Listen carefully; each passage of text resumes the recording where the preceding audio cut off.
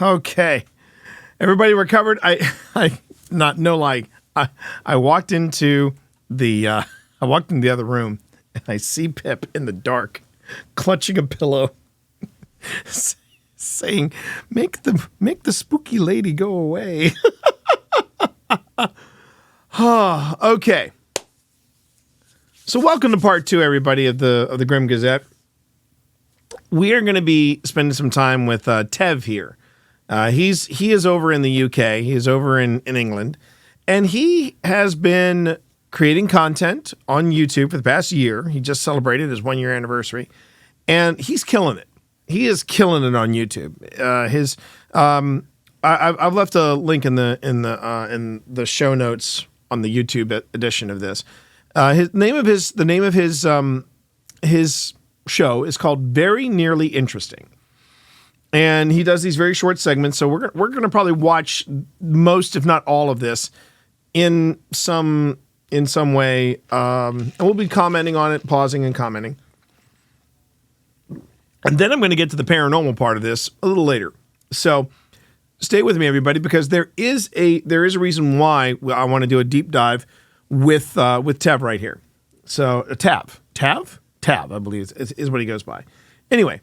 Let's go on and just let him do the talking. In this video, I'm gonna show and I should probably go on ahead and turn up the sound. And do remember, everybody, we are raising money for NoKidHungry.org. NoKidHungry.org is an organization to make sure the kids who are reliant on the school system for the next meal get fed even when school is out of session.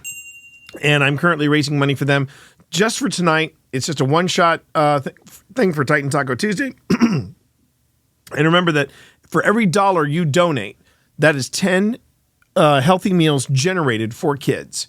And right now we are sitting at $265. $265.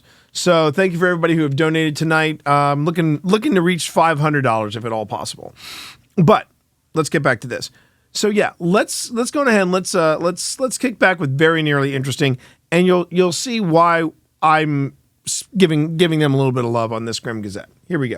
In this video, I'm going to show you 48 of the very best examples of pareidolia. Pareidolia is the tendency in humans to see meanings and purpose in something when there's none there. We impose a meaningful interpretation onto something. It's a type of apophenia. That's where we see meaningful connections between unrelated things. Another example of apophenia is the gambler's fallacy. Choosing heads on a coin toss just because 5 tails in a row have been called. It makes no sense.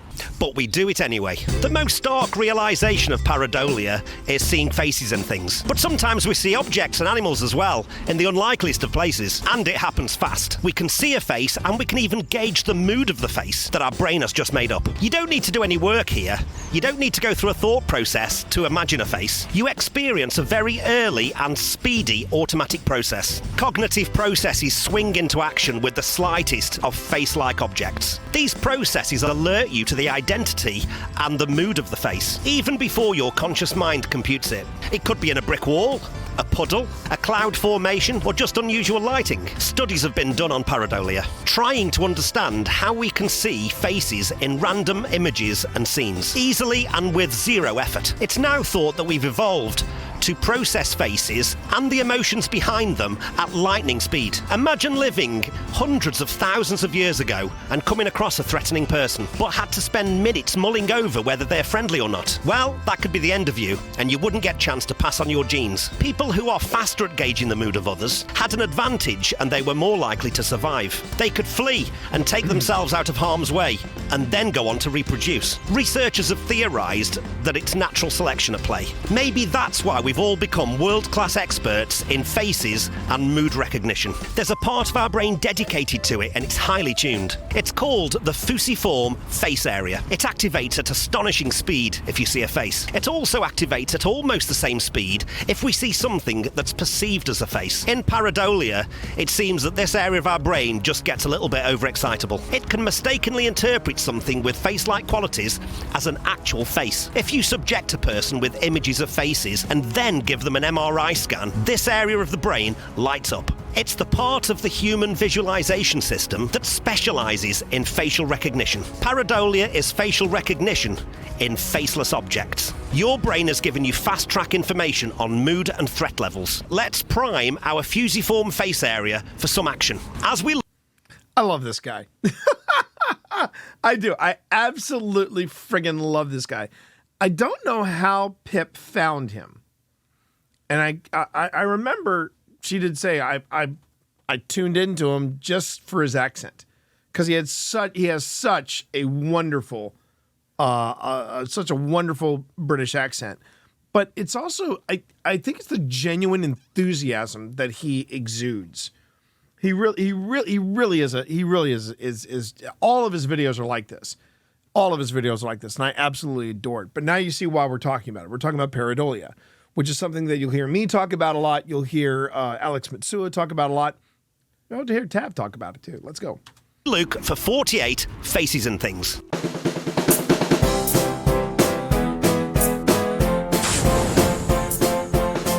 Well, let's start off gently. My threat levels are pretty low with this little fella.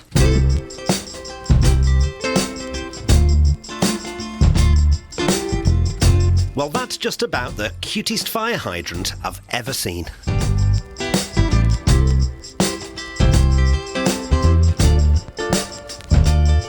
I'm not sure about this fence post. I'm gonna give him a wide berth.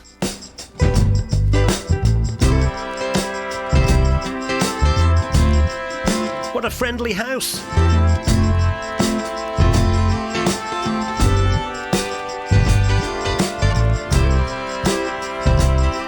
Well, you just couldn't eat that little fella in the middle, could you?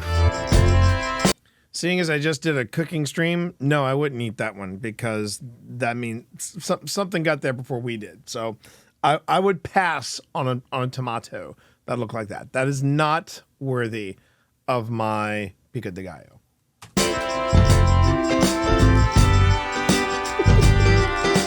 This is the rocks of Dwerger in Goza, Malta. It looks like he's in party mood to me. These are 50-foot high rocks in Staffordshire, England.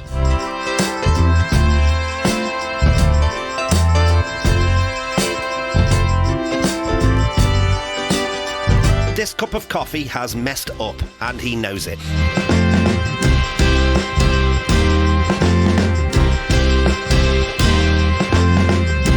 I really feel like I shouldn't see a face on this one, but here we are. I think he just wants to be loved.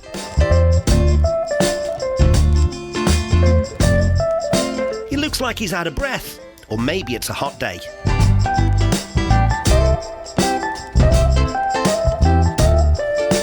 Finally, a cute pussycat.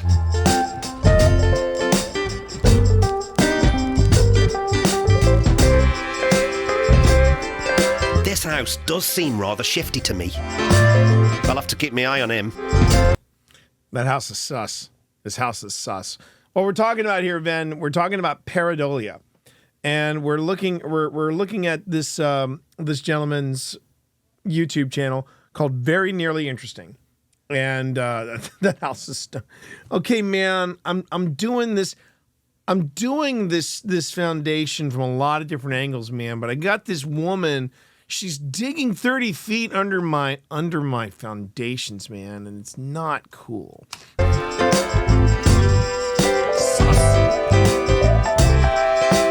This poor fella looks terrified. Breathe, come on, we can get through this.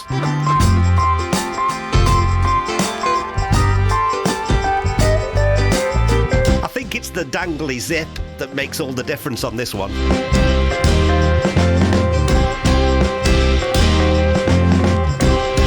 Now that's an Austin Healey with character.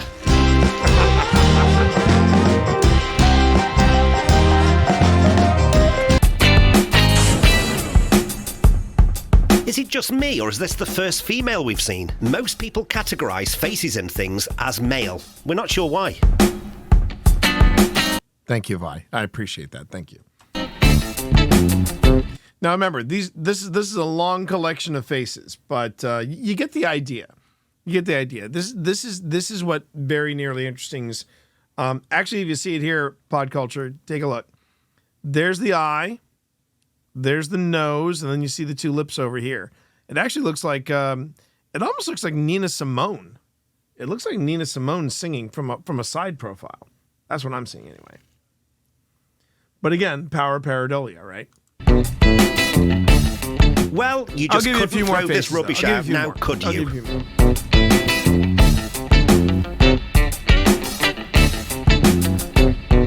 I feel like he's smiling through adversity. Life's delivered some blows for him.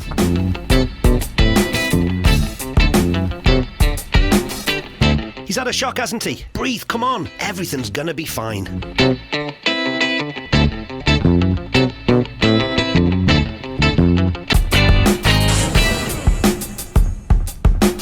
He looks like Dirty Harry. I know what you're thinking, punk. Do I like this video? Or like and subscribe? Go on, make my day. That was slick. You gotta admit, that was slick. That was slick. Well played. Well played. Oh, this little fella just needs some TLC.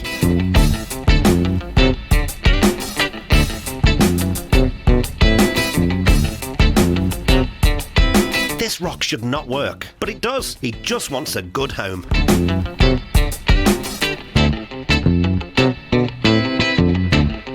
I feel this wall's pain, I really do.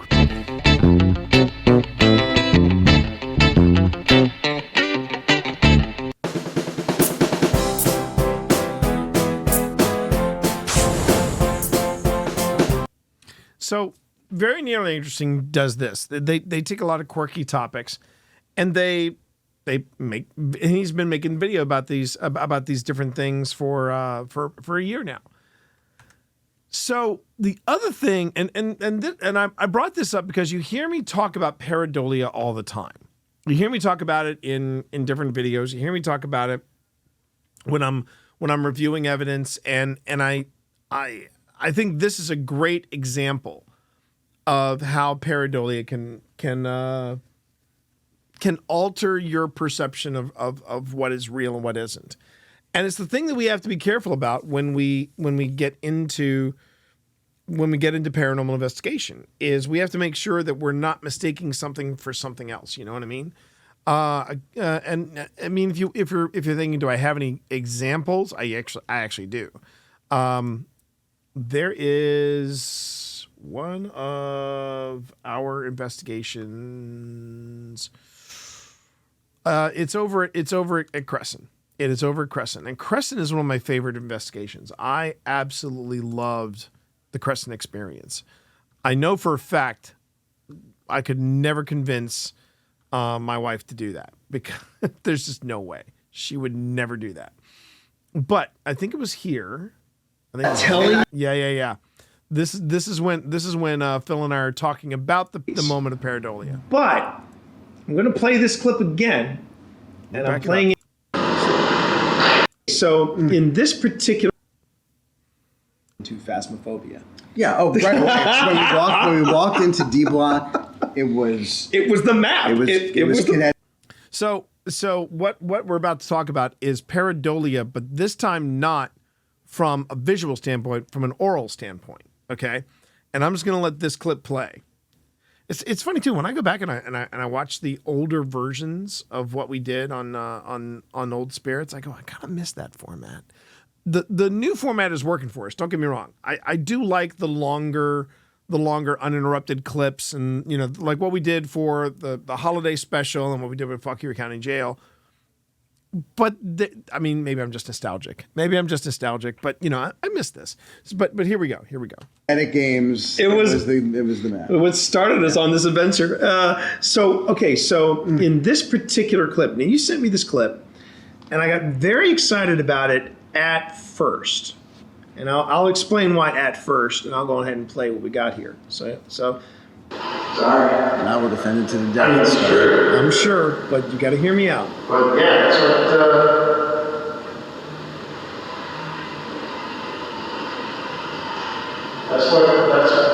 I'm talking about my experience. Right? Shovel. No, we're not talking about shovel. We're talking about bite me. Okay, so you heard that. And I'll back it up just a little bit so you hear it again.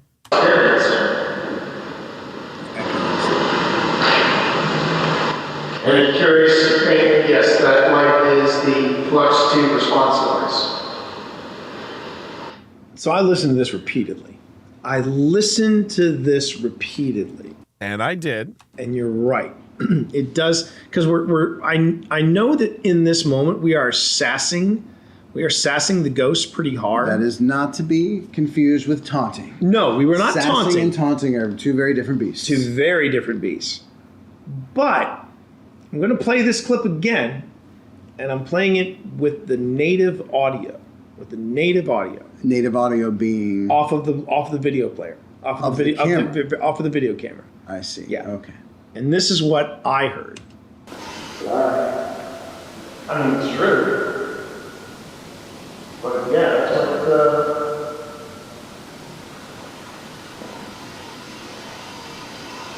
that's what I'm talking about what I experienced.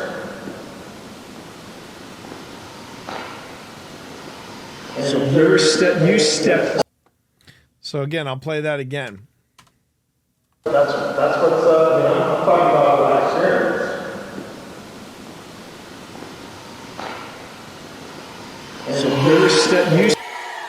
Oh, look at that. Look at that. Leah dropping a dono. How about that? Thank you so much. Thank you so much, Leah. Pushing us a little further along pushing us further up the chain to, man, I constantly lose there it is. We are now sitting at, oh, wow. We're sitting at $340. We're sitting at $340. How about that? Thank you so much. 3,400 meals generated for kids. Thank you again, Leah. I appreciate that, and good to see you in chat. So going back to this is what I mean by pareidolia, or one of the examples of pareidolia.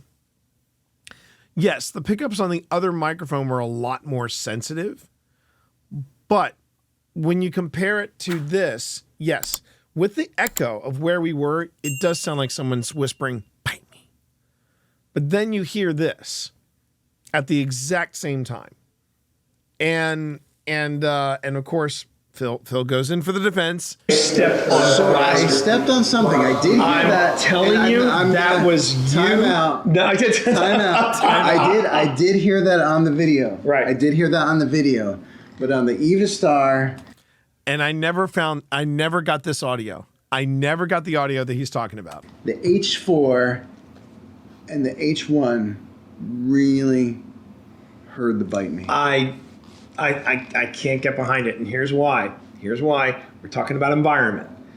The problem with an environment like Cresson, like any of these properties that you talk about on Don't Turn Around and otherwise, is that they are slowly deteriorating. Oh, yeah. Slowly falling apart. Yeah, and there's debris everywhere. There's debris. And we're crunching on stuff as we're walking by, and I don't dispute that at all. But...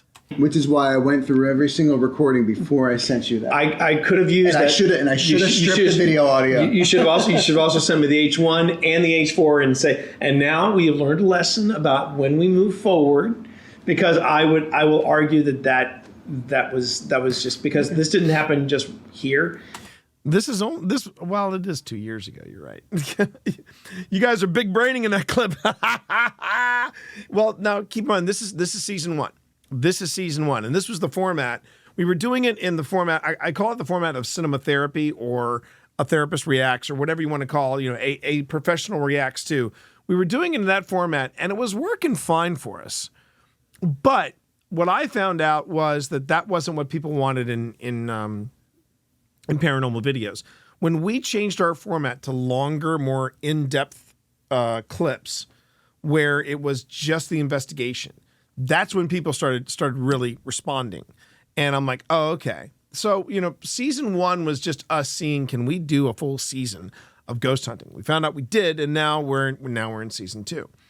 So this is an example of pareidolia, which is why I am so adamant about hearing other audio sources, hearing other video sources, because my theory about electronic voice phenomenon, or EVPs, is if you hear it on one device, then technically the phenomenon should happen on other devices. I mean, that's just the way recorders work. And where I'm backing up this theory, people go, well, how's an electronic voice phenomenon? Well, the thing is, you can still you still hear it, and now you're getting corroboration from other devices. And we have caught EVPs on several devices at the same spot, which I find extremely compelling, and that is why I'm always about redundancy. And with pareidolia, especially because what was causing the pareidolia was the echo. There's a lot of echo. I don't think I get a chance to. He starts talking smack, and let me just see. It also happened in the woodworking room. Yes, and absolutely. it also happened in I'm here. talking about the plaster. There were several times that you sent me something that said, "Hey T, listen to this," and I would listen to it and I go, "Ooh, that is compelling." Then I would go back to the native audio, and just to go back, I will also talk about that scream. Mm-hmm. That scream I heard on two different sources, and I heard it in the native audio, but it was not there. That was your foot breaking a piece of plaster. And just philosophically, where I disagree is just philosophically, the $30 camera mic versus the what. This is Phil Rossi flexing on me. He's flexing. He's showing off his audio prowess. The Italian stallion that he is. $300 H4 and the $200 H4. Of course. Better pickup. But perhaps we will come back around to this particular piece of evidence on a 5 Minute Paranormal. And we never do. Rossi. You're out there. All right. So anyway, but this is examples of pareidolia. And this is this is the audio version of what I've been talking about. But I thought I'd share with you what Tab had to say about it. But I want to also share this with you, which I find interesting. So we're gonna take a look at this is one of his earlier videos, and I feel now the need to reach out to him and go, hey, can we talk about this? Because all right, we're at 6 minutes and 30 seconds. I want you to listen just after the 7 minute mark. I just want to see if it's still there. Place. I need to turn up the sound. Sure, this is probably the part of the building that's 4 foot underground. Oh, I should explain and give you some context. So where he is now is sadly a pub that has been torn down. It was a historic pub, but it was built on this foundation that was not necessarily built to last. It because of mining and the environment, this pub was literally starting to lean itself, and as you can see, everything's crooked, all the lines are off. And that is basically, it's almost like a giant funhouse, but this was a legit pub, and everything's out of whack. It's the Crooked House Pub. That's what it was called, the Crooked House Pub. And sadly, they tore it down. But around the 7 minute mark, something odd happens in this video. I just hope he hasn't removed it. So let's have a listen. Place. I am sure this is probably the part of the building that's 4 foot underground. The entire fireplace is leaning over. How this fireplace hasn't fallen apart, I've got no idea. This bench, it's a crazy angle. Let me just try putting my microphone.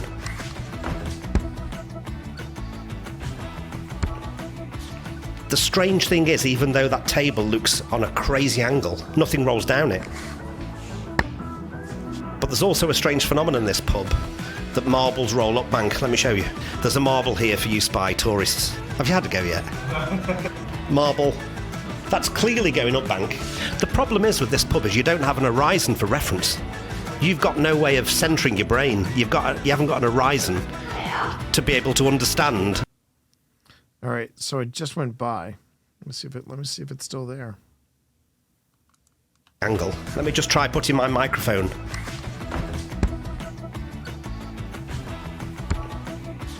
The strange thing is, even though that table looks on a crazy angle, nothing rolls down it. there's also a strange phenomenon in this pub, that marbles roll up bank. Let me show you. There's a marble here for use by tourists. Have you had to go yet? Marble. That's clearly going up bank. The problem... I wonder if he took it out. There is an EVP in here. There is an EVP in here. At least it was in the original. The strange thing is, even though that table looks on a crazy angle, nothing rolls down it. But there's also a strange phenomenon in this pub, that marbles roll up bank. Let me show you. There's a marble here for use by tourists. Have you had to go yet? Marble. That's clearly going up bank. The problem is with this pub is you don't have an horizon for reference. You've got no... Hang on. Table looks on a crazy angle. Nothing rolls down it. But there's also a strange phenomenon in this pub, that marbles roll up bank. Let me show you. There's a marble here for use by tourists. Have you had to go yet? Marble. That's clearly going up bank. The problem is with this pub is you don't have an horizon for reference. You've got no way of centering your brain. You haven't got an horizon to be able to understand which is the right way up. I'm looking at that, and it's clearly going up bank. So in YouTube has an ability. YouTube has an ability that, or not an ability. It has a feature that if you post something online, and oh wait, that might be a little too loud. Oh no, it's fine. YouTube has a feature where if you post something online and you want to make a basic edit, you can. And I remember, because Pip showed me this. He did a follow-up video to this, right? He did a follow-up video where he was talking about something in the pub, and the shot was different. The shot was very different. He was standing like in a, almost like he was standing in front of the, I remember what it was. He was standing in front of the fireplace. And as he was talking, his microphone picked up a whisper. And he did a follow-up video about this where he isolated the whisper, and it was like, whoa. I mean, it made me go, that was a great catch. And I even commented on the video about what a great catch it was. Well, he's now made that video private. And I'm wondering if he has, because the reason why you would make a simple edit or a simple cut of something, you can make a simple cut of something and still not take the video down, and it won't mess with your analytics. So it makes me wonder, and I'm tempted to reach out to him and go, hey, have you edited out that moment? Because I will say, chat, and it is something I think worth talking about. Go forward about, okay. Go forward about 2 or 3 seconds. I think I know what he's talking about. All right. I'm willing to give this a shot. Puppets, you don't have. Let me just see here. All right. Okay. So we'll go back here. Because when he's talking about the marble, right after he says, have you had a go yet? I hear him take a breath. Have an horizon for reference. You've got no way of centering your brain. I've got no idea. This bench, it's a crazy angle. Let me just try putting my microphone. This is a neat video regardless. You should all watch it. The strange thing is, even though that table looks on a crazy angle, nothing rolls down it. But there's also a strange phenomenon in this pub, that marbles roll up bank. Let me show you. There's a marble here for use by tourists. See, you can hear, all right, so when he talks about the up bank, listen to around when he says that the marbles can travel on the up bank. He takes a breath, and you hear that breath later. He might have removed it because there was no reason for him to make that video private unless he was getting some spicy or some rather intense comments. And I don't mind saying some of the comments we've been getting on not just the Cody and Satori breakdown that I did concerning Project Fear, but the comments that I've been getting about Jason Hawes and me talking about Jason. Some of those comments I've had to make a judgment call and go, yeah, you're out of the pool. I've shadow banned a few people. I'm not proud of it, but I've shadow banned a few people, and it's one of those things where I would say that when you start getting into the paranormal, Vi, you have a lot of catching up to do with some of our previous videos if you haven't seen them. I go into something of a tear in 2 episodes back with the Grim Gazette. You can see that on YouTube on our our OSI channel. But what I was going to say though is that we have been getting some.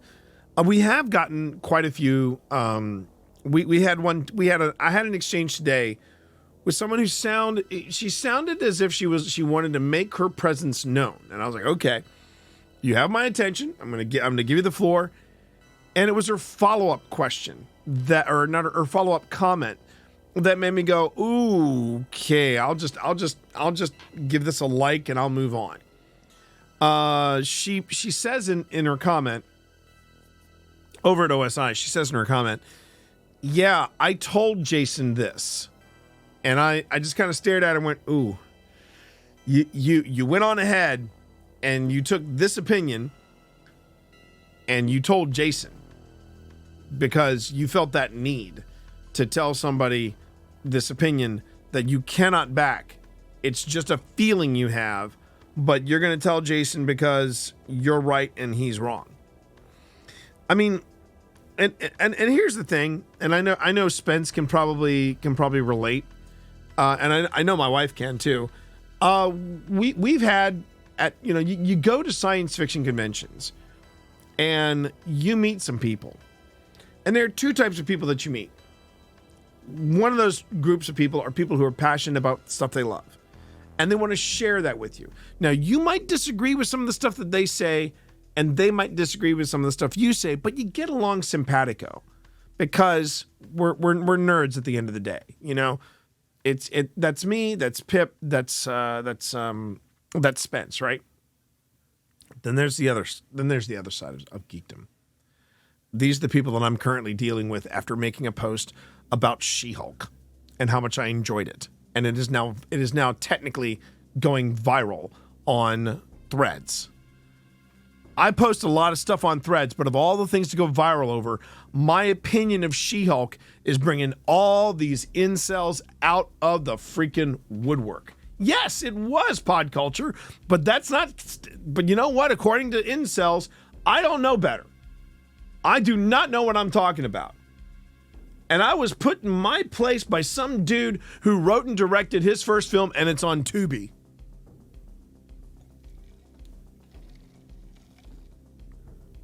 I suggest you let that one marinate. I'm just saying. I mean, what I'm saying is that you've got people that are a little too passionate about some of the stuff that we're getting into in the paranormal, and they feel the need. I mean, it's happened already on this stream. I had somebody who said, you really shouldn't be doing this. I had a friend that was taken out by a ghost. Go on, and that was my mistake. I said go on, and but that's what I mean is you know, I'm good with people who are passionate about what they believe, but then when you're telling me that ghosts are making or made your friend have a heart attack, I'm like, okay. I mean. That type of stuff is going to make the news, and I couldn't find anything. And you've got people that really do get into the paranormal to a point where it is not safe. Man, I'm still trying to figure out what the hot topic is concerning She-Hulk.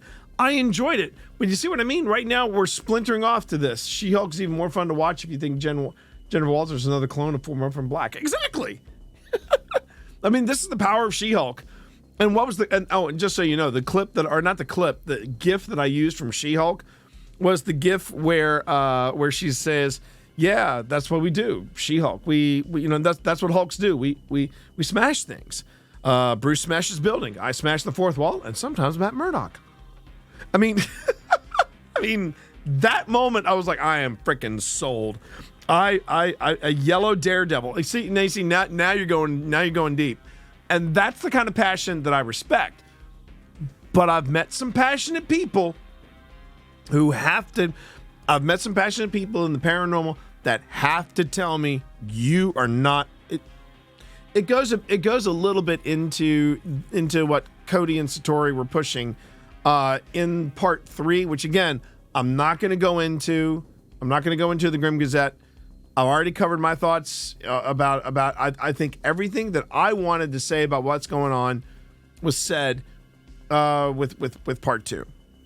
But the part 3 interview, a lot of people have spoken about it, and it's that passion and desire to educate people. I am so enlightened in this stuff, be it the paranormal, be it science fiction fandom, whatever. I need to make sure you are in line. I could easily see Tav here get people like that, get comments like that, because he has got a following. I mean, I'm trying to remember the count for Very Linear Interesting. Give me a second and I will let you know. To be able to understand. And also, he's got a great accent. I mean, let's just be honest. The guy, 55,000 subscribers. We haven't even hit 2,500 yet. He's got 55,000 people. So yeah, and for a while he had that clip isolated, and it was great. And then he took it on private, and I'm really curious as to why he did that. So hey, Zeno. Oh, Zeno. Oh my God, dude. If you're saying it's the day we've all been waiting for and you weren't there, dude, you missed it. You're going to have to go back and watch it in VOD.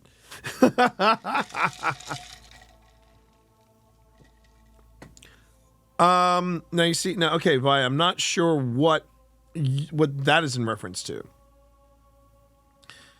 Oh, I see. Oh, no, I know. I got it, Vi. I got it. So it's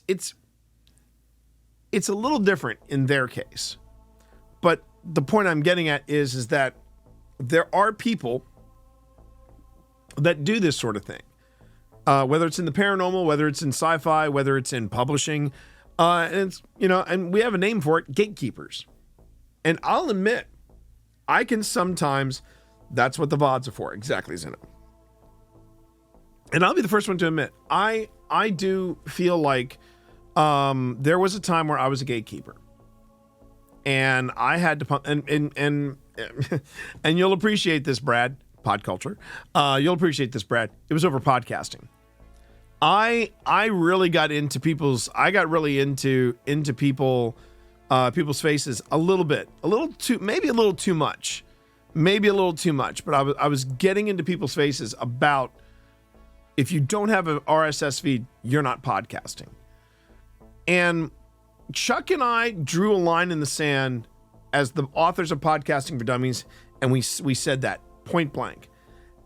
And it was in the 4th edition, we both looked at each other and we said, we need to stop that. We're being gatekeepers.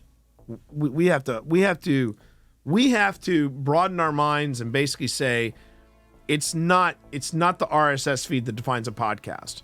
There are different ways people are podcasting now. People are podcasting using Twitch. People are podcasting using YouTube. It's an evolving platform. We should evolve with it. And we said that. We said as much. And we said in the 4th edition, and we're going to say it in the 5th, this is our definition of a podcast. But we're also going to talk about how other podcasts differ. And some people were pissed at us. Other people were like, no, that's a smart thing to do. That's a smart thing to do. And these gatekeepers, whether it's oh, look at that. Oh, Zeno dropping what? $50? Let's go. Dude. Oh, thank you, man. I appreciate that. Oh, that's awesome. Freaking awesome. That pushes us, everybody. I believe, oh my God, are we that close? We're at $390. We are $10 shy, everybody. The kids need some Titan tacos. I think you're going to like the Titan tacos. We liked our Titan tacos. I don't mind saying we loved our Titan tacos. But that's, yeah, we are $10 shy of $400, but that $50 just fed 500 kids. For every $1, that's 10 meals, 500 kids. 500 kids. Well done, Zeno. Thank you very much. I really appreciate that. The landscape has really changed. The landscape has changed. But I'm kind of getting off topic. What I'm saying is I really think if he made that clip private, he had to make it private for a reason, because he's only been at this for a year, but he's got something. He is onto something with his show, and I highly recommend, if you haven't watched Very Nearly Interesting, of course there's going to be a link in the show in the description below. You'll see why it's so charming, and he's great. He's great. I love his stuff. We did have a brief back and forth. I have to find his comment, but we did a very brief back and forth where he said, yeah, I discovered your channel through my comments. This looks like somewhere where I would fix myself a beverage, prop my feet up, and have a watch. And I hope he did that. I really, really hope he did that. But yeah, I think the voices that you were hearing, the voices that you were hearing though, Spence, I think those were voices in the pub. I'm pretty sure. And the way I remember the clip, he was in a different place in the pub. He wasn't there. He was in the archway. I can actually show you where I thought I heard it. And if he has, in fact, yeah, it was here. I remember. Shovel. Hang on. Shovel. There you go. I remember it. If you're still watching, Pip, I remember it being here. This was where they picked it up, and he could have edited it just to make sure that it didn't, that it didn't futz with anything. Because I remember, because the follow-up video was really good. It was a very good. This guy has the potential of being a paranormal investigator, because he was saying, I just bought this mic because of this, and because of this, and because of this. And he broke down the technical aspects of his mic and why he chose this mic. And he said, whatever this was that I captured on the recording, it was close to me. And then he went even one step further and said, I don't mind saying it, I don't believe in this stuff. So that could have triggered some of the gatekeepers of the paranormal, and said, well, you should believe, because they believe, maybe you don't believe in demons, but demons believe in you. Thanks, Zach Baggins. So yeah, I want, but I was hoping that I could find the moment where he caught something. If I can get access to that video, we'll do a follow-up with this. We will definitely do a follow-up with this. But I also recommend that you see the video in the entire, it's only 13 minutes, but it's a really terrific breakdown of what pareidolia is. It defines it, and it explains to you, this is how it all works. And I do enjoy his videos. Very Nearly Interesting. Good stuff, man. Good stuff. And yeah, it's been a heck of a day. But I think now, let's go on ahead and let's wrap up this episode of the Grim Gazette. And I'm just gonna say thank you for watching. And again, if you have any recommendations for the Grim Gazette, if you want to share a weird story, if you want to share something weird in the news, like, I don't know, a 200-foot radio tower suddenly disappearing. If you want to share some woman that does not blink her eyes and stares at you with the darkness of Beelzebub himself, and talks about her 30-foot tunnel underneath her house. Yeah. Share those stories with us. Plus, also, if you've got something paranormal that you want, like a good ghost clip, or maybe a cryptid clip, or maybe a UFO clip, and you want me to take a look at that and give it a little bit of analysis, see if it's true or false. Again, you know where to go. You can either go into the description below and drop a link there, or you can go to Discord and go to the Grim Gazette room and drop something in the Grim Gazette room. All right? Thanks for watching, everybody. Appreciate it.